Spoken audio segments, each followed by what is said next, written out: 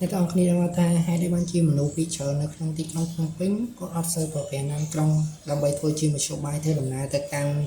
កន្លែងធ្វើការរបស់គាត់ឬក៏ទៅកន្លែងផ្សេងៗអញ្ចឹងតាមរយៈការស្ទង់មតិរបស់យើងឃើញថាមានតែមនុស្ស6%ប៉ុណ្ណោះដែលគាត់ប្រកាន់មធ្យោបាយសាធារណៈហើយចំណែក94%ទៀតគឺគាត់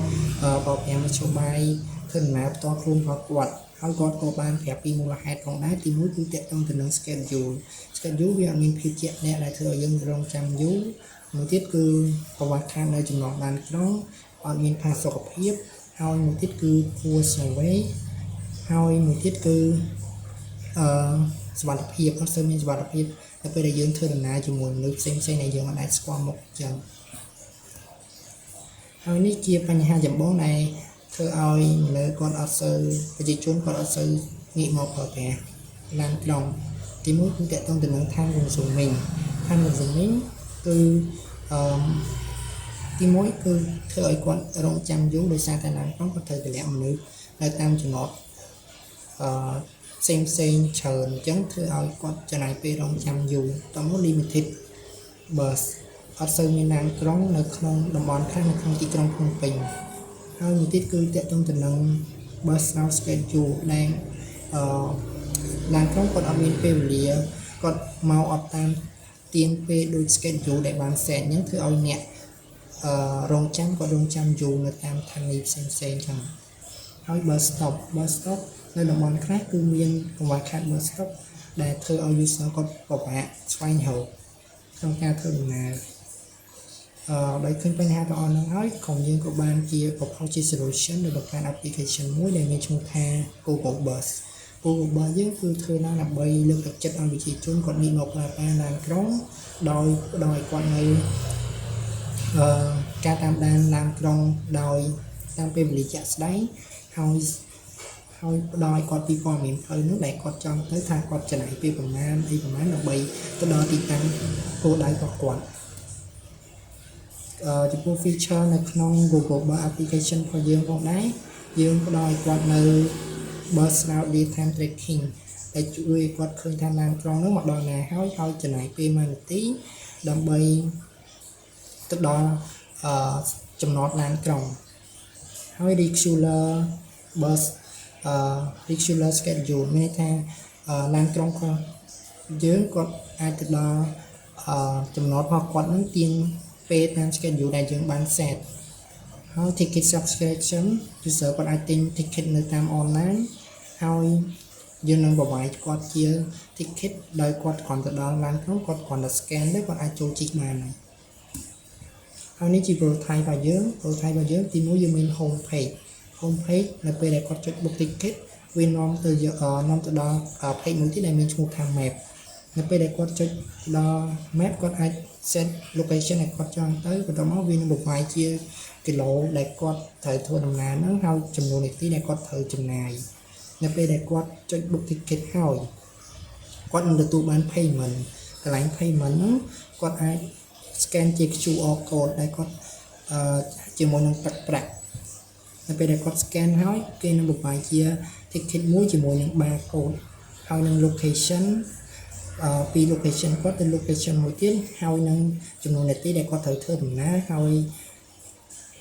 គាត់អាច sell ticket បានហើយយើងក៏មានជា reward ផងដែរនៅពេលដែលគាត់ធ្វើដំណើរបានច្រើនអញ្ចឹងគាត់នឹងទទួលបាន point ច្រើនដែល point នោះអាចយកទៅបដូរជាភេសជ្ជៈបានផ្សេងទៀតចំពោះ target customer យើងយក target customer យើងជាប្រជាជនដែលរស់នៅតាមតំបន់ទីក្រុងភ្នំពេញហើយជាជនដែលឧស្សាហ៍ធ្វើដំណើរទៅមកនៅក្នុងទីក្រុងភ្នំពេញហើយអាយុចាប់ពី15ទៅដល់45ឆ្នាំvalue proposition របស់យើងគឺ ride ហើយនឹង reward user គាត់អាចរកបានបន្ទុករៀងរាល់ពេលដែលគាត់ធ្វើដំណើរនៅដោយប្រូក្រាមឡានក្រុងរបស់យើងហើយបន្ទុកនឹងផងដែរវាកាន់តែតាមរយៈការបើគាត់ធ្វើដំណើរកាន់តែច្រើនអញ្ចឹងគាត់ទទួលបានបន្ទុកកាន់តែច្រើនហើយគាត់អាចដូរទៅជាភេសជ្ជៈខ្វៃឬក៏កៅទឹកផ្សេងយើងតាមយើងអាប់ដេតតាមក្រោយទៀតហើយ convenience របស់យើងគឺងាយស្រួលក្នុងការទិញ ticket ហ ហើយមាន app របស់យើងគឺមាន UX ដែលធ្វើឲ្យ user គាត់ងាយស្រួលក្នុងការប្រើប្រាស់ចំពោះ reliable របស់យើងផងដែរគឺទី1ប្របាយនៅ real time burst route ឲ្យ user ចំពោះ market validation តាមរយៈការយើងស្រាវជ្រាវយើងឃើញថា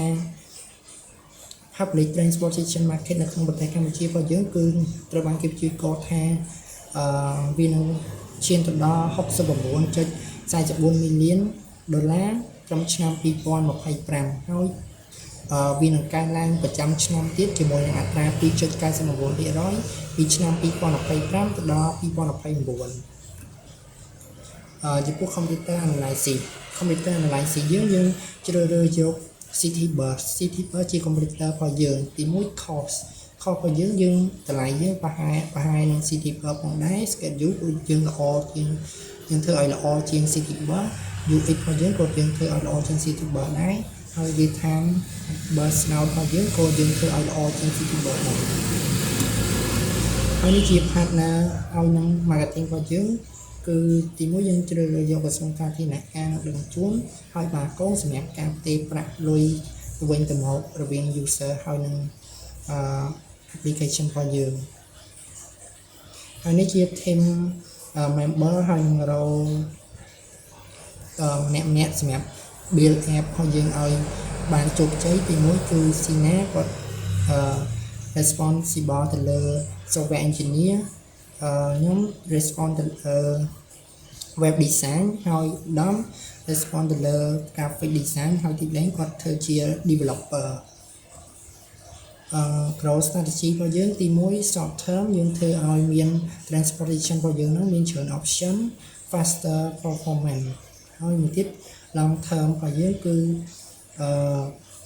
បន្តការបង្កើតថ្មីនៅក្នុង app របស់យើងដើម្បីឲ្យ user គាត់ទទួលបាន promotion អីផ្សេងតាមនឹងទៀតដើម្បីទាក់ទាញ user មកប្រើប្រាស់ application របស់យើងនឹងកាន់តែច្រើន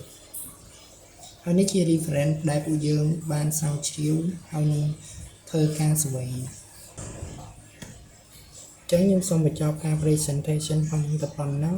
ហើយមុននឹងបញ្ចប់ខ្ញុំសូមអរគុណដល់បងកុសមាដែលបានបង្រៀនអំពីប្រសិទ្ធនៃការបង្កើតអាជីវកម្មមួយពីដំណាក់កាលមួយទៅដំណាក់កាលមួយយ៉ាងក្បោះក្បាយដែលឲ្យយើងយល់ដឹងពីប្រសិទ្ធនៃការបង្កើតអាជីវកម្មមួយបានជោគជ័យ